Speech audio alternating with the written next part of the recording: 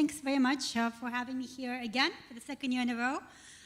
Thanks for organizing this great conference, and I really appreciate the opportunity to come here to Buenos Aires because I know the Southern Cone is quite far from the rest of the world. So I go to a lot of conferences in Europe and in the U.S. and Asia, and it's rare to see all of the representatives from South America and Mexico as well as the rest of the Southern Cone. So it's a really great pleasure to be here. I think most of you know Pillsbury, but for those of you who don't, I think the name sometimes doesn't resonate with people. They think we bake cookies, which could be fun, but we don't, unfortunately. We are an international law firm. We have about 700 lawyers across the world and 16 offices in the United States, Asia, Dubai, London, and some other locations. And why we're here today is because we have a 20-person nuclear group. So we're lawyers that focus on nuclear power. And many of my colleagues are former nuclear engineers that decided to go into law. Many of them are also former regulators. So we have a former commissioner, for example, of the Nuclear Regulatory Commission, and people who have come from industry, who have been CEOs of corporations that are involved in the nuclear industry as well. So with that, we're very lucky to have a very in-depth understanding of the industry and be able to support the industry. And because we've had decades of experience, we also have lawyers across our other sections. So for example, my colleague Frank Rivero is here. He is from our Latin America group, and he focuses on corporate matters, but he's been working with us on some of the nuclear projects as well. So we have colleagues across the firm that know nuclear and understand the industry, understand some of the challenges and how we can best help companies. This is just a snapshot, probably can't see that well, of nuclear projects that we've been involved in really across the world, including some here on the continent as well. And in addition to the project experience we have and the regulatory experience we also have a lot of litigation experience, which often tends to give you a very good understanding of some of the risks. Usually when you're negotiating a deal, everyone is sort of in a good mood. You're trying to cooperate and bring the deal to closure. But of course, it's not until the deal goes wrong you start realizing some of the things that maybe could have done better. So in addition to all of the transaction experience, some of our litigation experience has been helpful in preventing some risks in future projects. So I'm going to talk about risk mitigation, but I think before I do that, it's helpful to give a bit of an overview of the status of the nuclear market today. So I think one interesting trend that we've seen in the past decade or so, there have been a lot of newcomer countries that have been seeking to develop nuclear programs. I think that is a departure from what we've seen in the past, where plants were mostly built in countries like the United States at one time, then of course in Japan and China, countries that already have pretty solid programs. And now you have a lot of newcomer countries. And with that, you have quite a few challenges, because many of these newcomer countries are also developing economies, as are some of the countries that already have programs that are trying to develop some new projects as well. Of course, you have some limitations in financing. That is an obvious issue, and you can see I put together a little graph below, a comparison of GDP size to nuclear project costs. So you can see for a country like Vietnam, for example, the cost of a nuclear project is actually a very big size of the country's GDP. And for some countries, for example, if you look at Bolivia, 3 nuclear projects would consume the entire GDP of the country. So financing, is a big challenge for some of these countries. Then, of course, you have the issue of needing to develop technical abilities, training. So those are technical abilities in the regulator, in the companies actually that are going to be the owners of the project, and the companies involved in the construction, the labor, and all aspects, including, for example, legal aspects. You don't have lawyers who are trained in nuclear power, for example, as we've seen. Infrastructure, of course, is also a challenge. You have to develop a grid. You have to have technical infrastructure. Once again, the regulator. You have to have laws, legislation, regulations in place.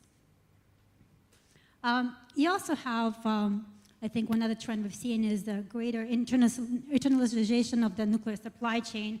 I think we talked during the panel about greater cooperation within Latin America, but really the industry is becoming very global. I think the nuclear supply chain is increasingly global. No one company is doing it just on the basis of supply from a single country. So you're seeing much greater cross-border procurement from owners, vendors, and it's really driven by an increasingly globalizing market, I think, as a whole. In addition, you're seeing some countries, for example, Japan, where nuclear development is a bit stagnant. They're seeking to export their capabilities and their technology. And you have countries that are relative newcomers as vendors. For example, China has been quite active the last few years. They have yet to export a reactor beyond Pakistan, but they've been quite active in a few markets and likely will be successful. So you have some new players there. And I think you also have, and if you look at the very beginnings of the industry, you had very few choices as far as vendors. You could buy something from a reactor from combustion engineering, for example. You could buy a Russian reactor. You could buy a CANDU from Canada. Now you have quite a few different technologies. And in the past, I would say 5-6 years or so, many of these technologies, the more advanced ones, have also received licensing.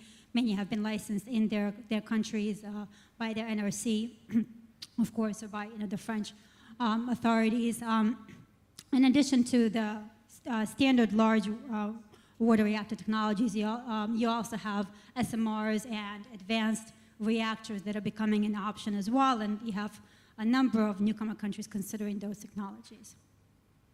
And within the vendors, you also are seeing, when I talk about globalization of the supply chain, you're seeing a lot of consortia arise between the vendors. So of course, Toshiba Westinghouse, you're seeing Areva and EDF work with the Chinese CNNC and CGN. Areva is also working with Mitsubishi. Westinghouse is working with SPIC. So once again, very global supply chain, which probably provides a lot of opportunities, including greater financing and greater technical capabilities to countries looking to develop new projects. Financing, I already mentioned, especially in emerging markets, but generally financing is really starting to be a big driver in procurement. These are very large, costly projects, and before you had mostly balance sheet financing or financing by the government. I think owners and host governments are really starting to look to the vendor community to provide some of the financing, whether it's through equity, or whether it's Ex-Im financing, or help the owner raise external financing from third parties. And you, as part of that, you're trying to see some innovative structures, so like the build, own, operate structure, that of course is occurring in Turkey, and some other countries are discussing that as well. And as part of that, you have some direct procurement through intergovernmental agreements, rather than a competitive procurement. In addition, I talked earlier about training and needing to build up capacity in those emerging markets. As part of procurement, you're starting to see these bigger bid packages, no longer just an EPC contract, but also an O&M contract. We've got training contracts, fuel supply, all basically as one bid package. So countries are starting to try to procure really everything, and that's how it was done, for example, in the UAE. Osama talked about the AP1400 reactors there. The Koreans really provided a very complete bid package to the Emirates.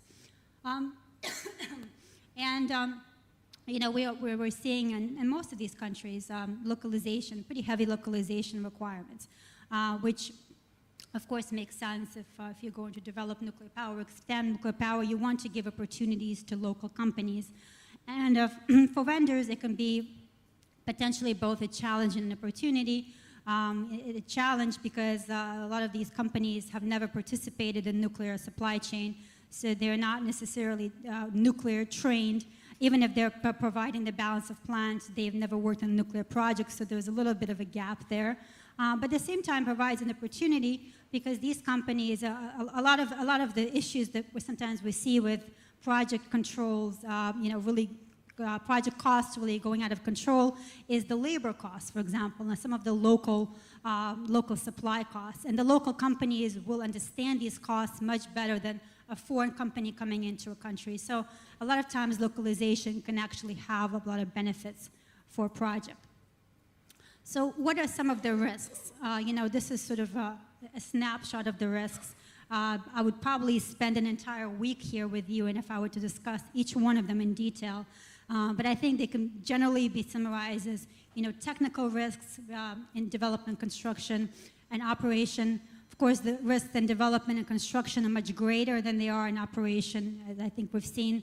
You have the business case risks, finance, economics, design changes during construction, and electricity prices once the plant is operational as well. You have some international risks when it comes to bilateral agreements, political risks. They're not just on the domestic level, but on the international level.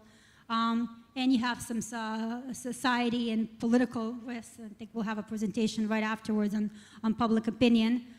Those can be very big risks for a project. So I'm just going to highlight a few of these risks, especially from our side as legal advisors, risks that we see and risks that we think can be mitigated quite well if the parties understand the risks and they understand what some of the strategies are at the outset. So one of the issues is the overall procurement strategy. I think we've seen this mistake made over decades and decades of nuclear power development. So I've been working on a project in Turkey for the past 3 years, in the Akuyu project. Akuyu, the site was licensed in 1974. There had been 5 failed procurements because of various reasons. One of the times, the very last time the government ran the procurement, they only had one company respond to it. And they did not like the response, and they ended up entering into separate negotiations, and now they have a project with Rosatom, the Akuyu project. But imagine the amount of money and time, and literally decades that have been wasted when you had a site that was already licensed and there was no movement forward for various reasons. But one of the reasons is they simply hadn't really planned a good procurement strategy. And we're doing these procurements, of course, they're costly. They're very costly for the owners, of course, and for the host government, but they're also incredibly costly for the vendors. And we have quite a few vendors here, and you know what it costs, to put together a response to one of these RFPs. And eventually, vendors might lose interest. So it's better to do it right from the first time, if you can. So, what are some of the risk mitigation strategies? Well, I think on anything nuclear power, a government decision is really a given. You do not want to start a procurement when you don't necessarily have the government backing, and then you are in the middle of it, and then you realize you cannot really move forward because you don't have support from your government. So there must be a very clear green light from the government, and if it's not, the owner, operator, developer needs to really work with the government to get that green light. The strategy itself should be, really one of the first decisions that you make in embarking on a new program or new projects. Are you going to have, a competitive bidding? Are you going to send out an RFP, make it publicly available, or make it available to a wide group of companies, and have companies provide competitive bids? Or do you already have, through some sort of an intergovernmental agreement, do you have cooperation with a particular vendor and you want to work with that vendor? And sometimes the two can be combined. This has been done many times in the past where you do have a competitive bidding.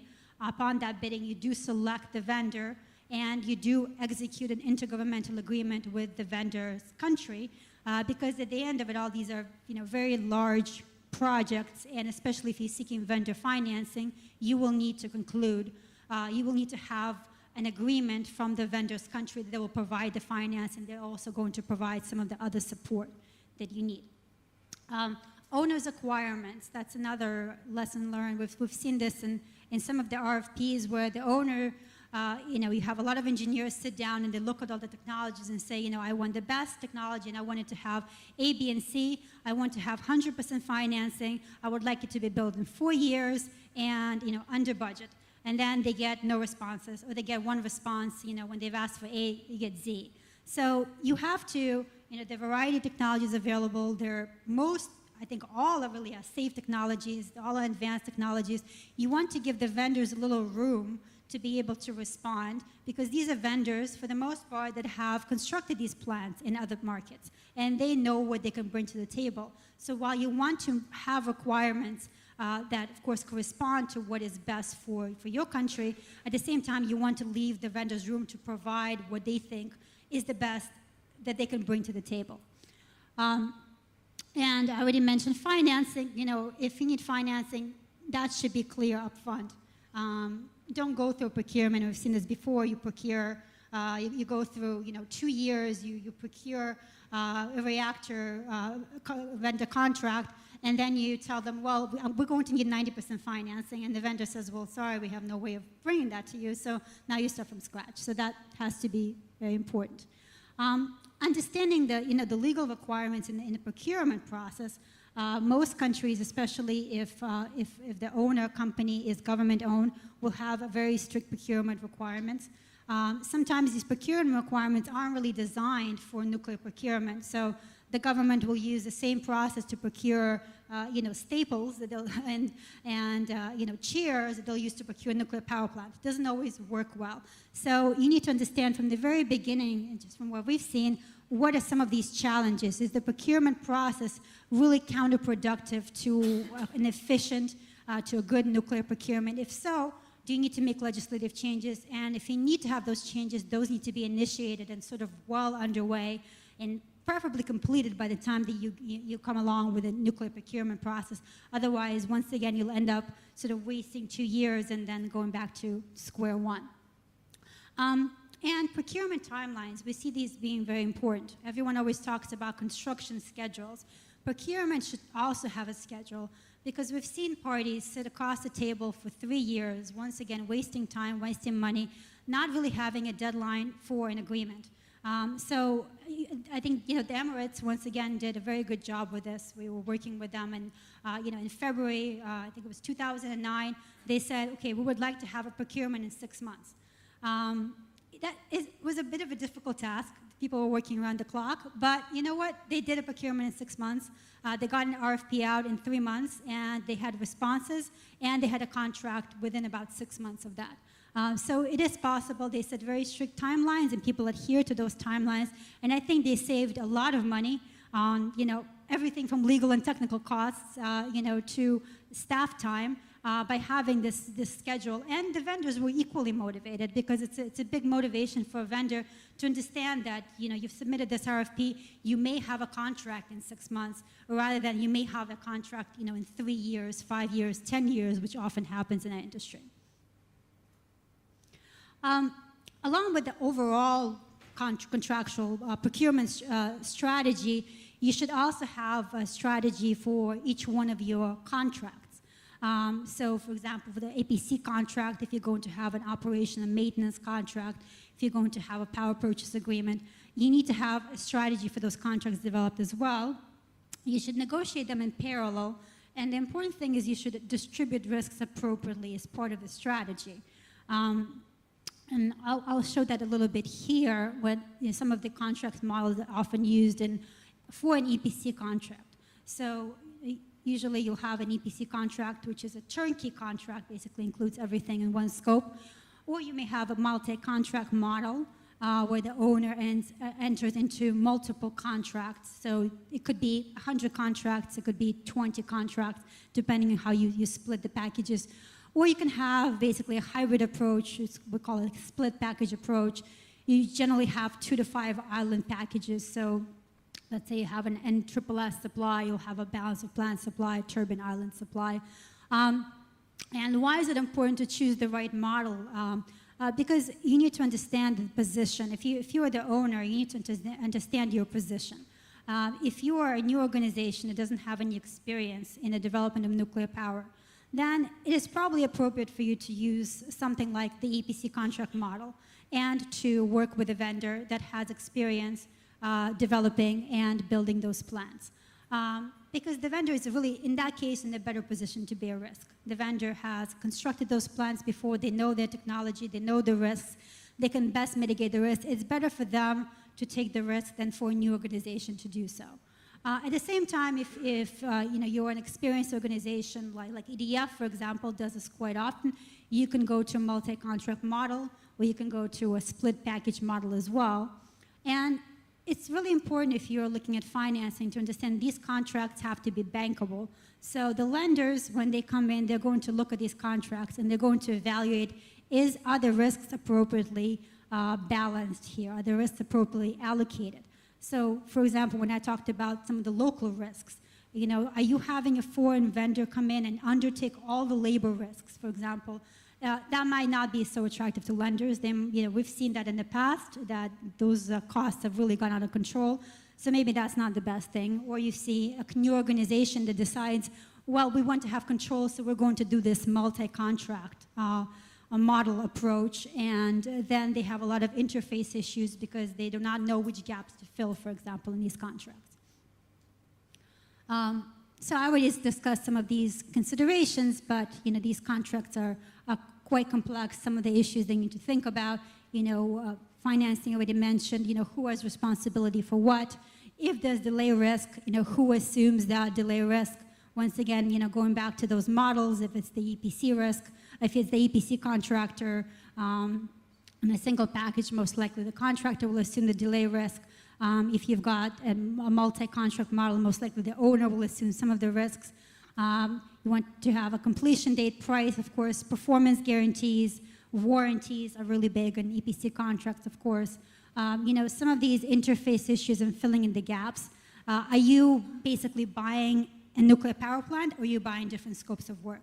If you're buying different scopes of work, what are some of the gaps and how are those filled? As a lawyer, we always get stuck on applicable law and dispute resolution. I'm going to talk about that a little bit later. Those tend to be sometimes thorny questions because everybody wants to choose their own applicable law and dispute resolution in their own country. EPC contracts, a lot of times we see clients come to us, owner clients with an EPC contract, like a FIDIC contract, for example, that they've downloaded and say, okay, take this contract, just add some nuclear elements to it, and it's ready to go. And unfortunately, that's not the case. Nuclear contracts are very different. They're very complex. We've actually tried adapting the FIDIC model. It hasn't really worked well. It took a lot of effort. That ended up being redone anyway. So there are many examples of nuclear contracts, lots of lessons learned. So we always recommend using a contract as a template that we use for another project and hopefully was used successfully.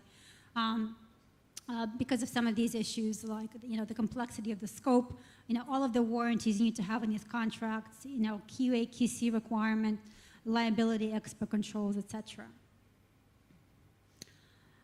This is a really key issue, and we've seen so much of this representing both vendors and owners. A lot of times people go into negotiation, and especially if you are a government-owned entity, you would really like to come back to your minister and say, look, I won these points. This is what I won in this negotiation. And sometimes you have people who are more interested in winning points rather than creating a long-lasting project. And that doesn't work very well, I think, in these nuclear projects because they're long-term projects. You really have to have a very cooperative relationship. You have to have a real partnership between the vendor and the owner. So, what are some of the issues we've seen? I mentioned government support being really important. You need to have that on both sides. Drawn-out negotiations, I mentioned before, procurement scheduling. Once again, it's, if you have a schedule in place and negotiations start on date X, need to be completed by date Y, I think you have much more productive negotiations. Understanding of responsibilities on each side. Sometimes you have memoranda of understanding, intergovernmental agreements concluded that will have very vaguely defined responsibilities. I can give you a good example in a project in Turkey. The intergovernmental says there will be no financial burden on a Turkish party. And there have been so many discussions over the years, well, what does financial burden mean? Does that mean that the Turkish government isn't providing you financing? Or what about treasury guarantees? Can they do that? Or what about financial burden for regulatory development? What does that mean? So sometimes you have these, these big agreements that have very vague wording, and you have misunderstanding between the parties of what each party is supposed to do. So that's, it's very important to define. I talked about improper allocation of risk. You might have an owner that wants to have all the control when they don't have the experience, or vice versa. And these disagreements, as I mentioned, these are long-term cooperative projects. So if you have a lot of disagreements during negotiation, very likely they'll bleed into the actual project execution and cause delays and issues in the project. So I mentioned this already. I think that for these projects successful, it doesn't just have to be. It doesn't mean just either party wins. Each party has to win. I think for the project to be a success long term. And you have to think about the financiers as well. The way to look at these projects is really in a holistic way. So if you have a vendor that is really, left to dry after the negotiation, and they're going to be in a very bad financial position after this negotiation because they've conceded, some price that's really low, they most likely won't be able to comply with, and you'll end up having lots of, change orders and conflicts later on, disputes. The lenders aren't going to like this either. They want everyone to be in a solid position in this project because they also understand that it has to be a long-term partnership. Once again, government support is important. Early planning, even after the procurement is done, early planning should be treated the same way that construction. There should be schedules. You don't want to waste years and years on planning because, once again, that is time and money that you're spending. You want to have a very strict schedule that everyone should adhere to. Legislative and regulatory changes. A lot of times, especially in emerging markets, you don't have the legislation set up for nuclear power. And even if you have a nuclear law that is put in place, it doesn't necessarily take care of some of the obstacles. So to once again go back to our Turkey example, there was an olive tree law on the books where you could not build an industrial facility within 3 kilometers of an olive grove. Well, the project is being built in the Mediterranean, lots of olive groves. So, small things like that can be a big holdup, and these are a lot of the obstacles that can be cleared well ahead of time instead of then arising at a later stage of the project and causing delays. National pride. I mentioned, applicable law and dispute resolution. So this is something we see over and over again. It was actually in negotiation 2 weeks ago when this came up, especially for host governments. People tend to think, well, this is a project, let's say in, let's say Suriname. So it's a project in Suriname. You're building a nuclear plant in our country. Everything should be under our law. It should be dispute resolution in Suriname. Why not? You're coming into a country. Why can't you accept our laws as a vendor? And that position makes sense to some extent. But at the same time, one has to understand that it's not just about, once again, winning that point and having law that's favorable. If you get financing and you have contract under the law of Suriname, no lender is ever going to accept that contract because nobody in the international community understands the law of Suriname. I mean, unfortunately for that country, they will basically tell you to renegotiate these contracts and have some sort of neutral law like England and Wales. So in some ways, these points, although they're important, sometimes they need to be considered sort of for the greater good of the project. That you should probably agree to a neutral law and dispute resolution and neutral location because one, most vendors are not going to accept law of Suriname, and it's a waste of several months of negotiations to try to work with that. But also, if you're trying to bring in other parties into the project, you need to have something that's an international standard. So, we've seen that cause a lot of delays, and hopefully, companies will understand that that's the better way to go is to choose the international standard. And the last point, it's one that you may not think of, but we've really seen that a lot, that when you have leaders on each side that really like each other and trust each other and can negotiate and can work together, the projects tend to flow a lot smoother. So a lot of times, these personal relationships are just as important as anything else. Market risks, I'll just address very, very quickly. It's once again a big topic to discuss. But that's something that tends to arise, especially when you're looking at financing some of these projects. Projecting energy demand. With these projects, you may have 7 years of planning, then let's say 5 years of construction. So that's 12 years away at best. And you're trying to project what the market is going to look like, and that's increasingly difficult. I think we currently live in a very politically unstable world. Lots of landmark elections happening in different countries, which affect also the energy policy of these countries. So, very difficult to accurately project what the demand will be by the time the plant's operational.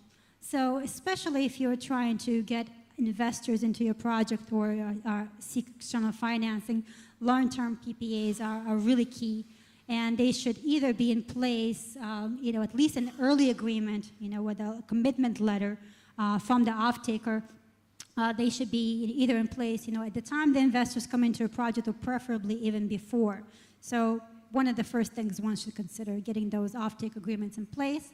Some of the considerations, there are many, but for example, once again, the bankable issue, the PPAs must once again be viewed as commercially beneficial, really, for both parties by the lenders. You have to think about issues like, who absorbs the price risk and the volume risk.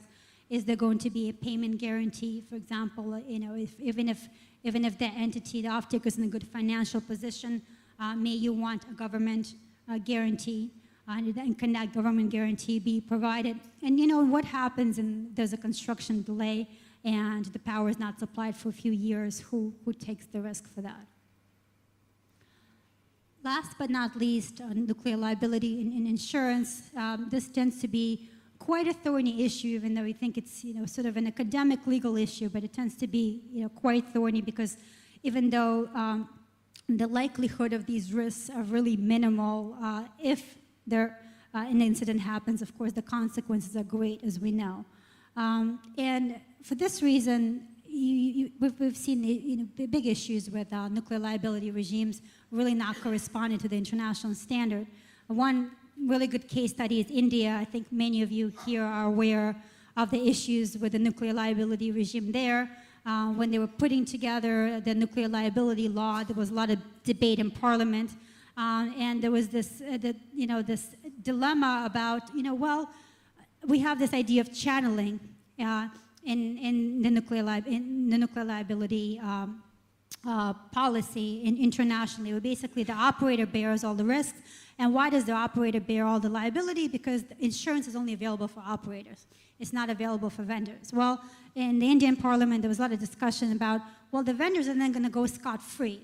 They will come here, they'll provide defective parts, they will cause a major incident, and they will leave. We'll never be able to sue them. So they added this additional language about right of recourse to vendors, and it has really caused, I think, the Indian government lots of years of delay of their programs, because vendors were simply not willing to come into the country. So, very important to consider. And to once again to go back to the financing, lenders are also sensitive to that.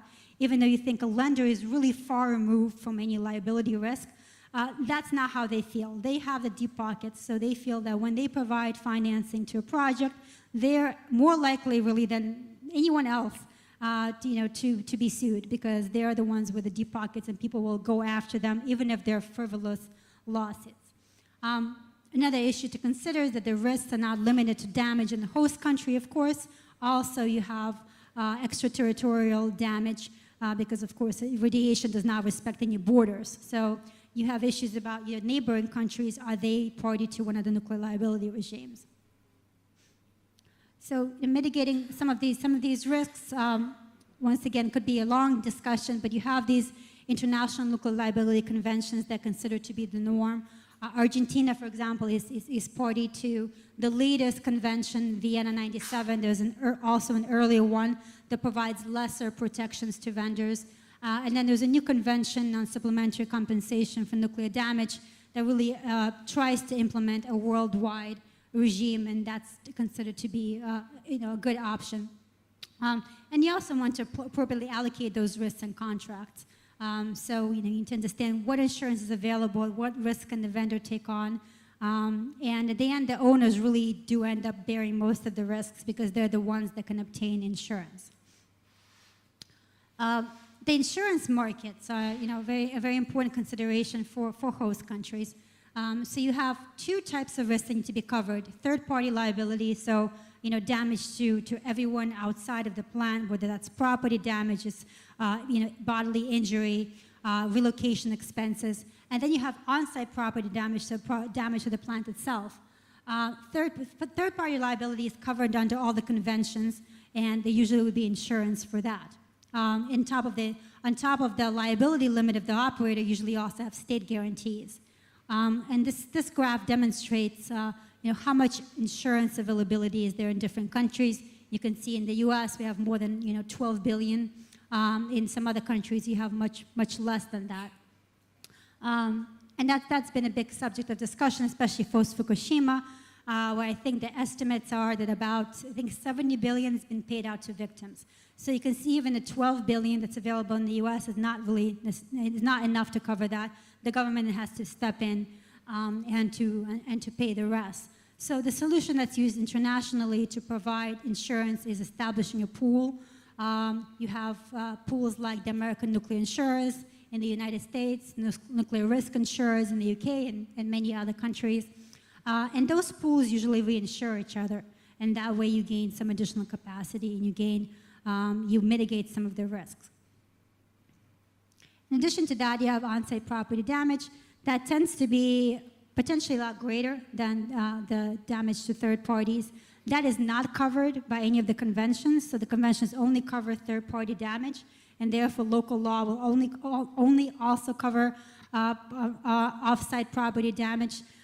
So what's the solution for that? Most countries have established mutual insurance companies, where basically the policyholders, there will be the electric utilities are members of these companies. And an example is NEIL in the United States and Amani in Europe. And there's still an unresolved issue. The available insurance, for example, you have about $2 billion in the US. If you have a 2-unit plant that's lost, that's, let's say, a $10 billion investment that you've lost. So you're not going to be able to cover all of the damage, and that remains to be an issue and is a risk that really cannot be mitigated at the moment. So, sorry that may be a bit of a lengthy presentation, but some conclusions. As we all know, nuclear projects are very complex, lengthy, subject to a lot of risks. One way to mitigate this risk is really to have very strategic and early planning. You have to have a long-term partnership between the owner and the vendor.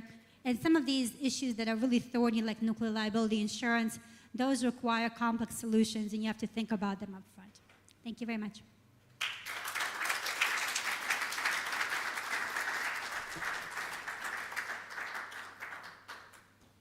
Any questions? Paul? I think you may have mentioned it in your conclusion that you think that one of the important things are to have strong communication between the owner and the vendor. So I wanted to ask if you support the position of EPC contracts for turnkey designs or under certain relationships based off of the socioeconomic climate that's currently going on, or the plant that you want to construct based off of current events where you've seen some issues where they've been successful and others where plant's been taking quite a long time to build. Thank you. Yeah, and I think we've seen a lot of times we've seen the issues in these EPC contracts, because even in a turnkey EPC contract, you still have change orders, and sometimes the change orders haven't been clearly defined. So you end up there's still a huge amount of disputes about whether some of the owner's changes or whether some of the delays have really been due to the vendor's fault because of the design, because of the project execution, or because of the owner. So I still support the EPC contract model, but I think EPC contracts, for you to have a successful EPC contract, you also have to have a vendor that has constructed that plant before. And we've seen that be an issue where the vendor has designed the plant, but they've never been the constructor, and they may use a constructor that's not experienced. So I think that's an element of success. And then you also have to properly define changes in these contracts so that everyone understands upfront the allocation of responsibility, and that way they can be in the best position to mitigate those risks.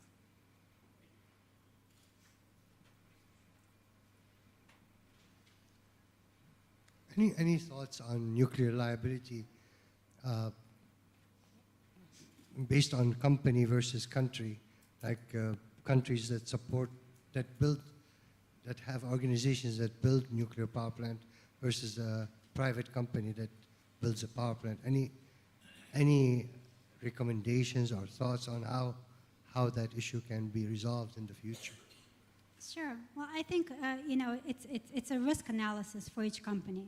The risk analysis is based on both the host country in which you're providing services or equipment in their regime, and potentially even the neighboring regimes if there's damage in another country.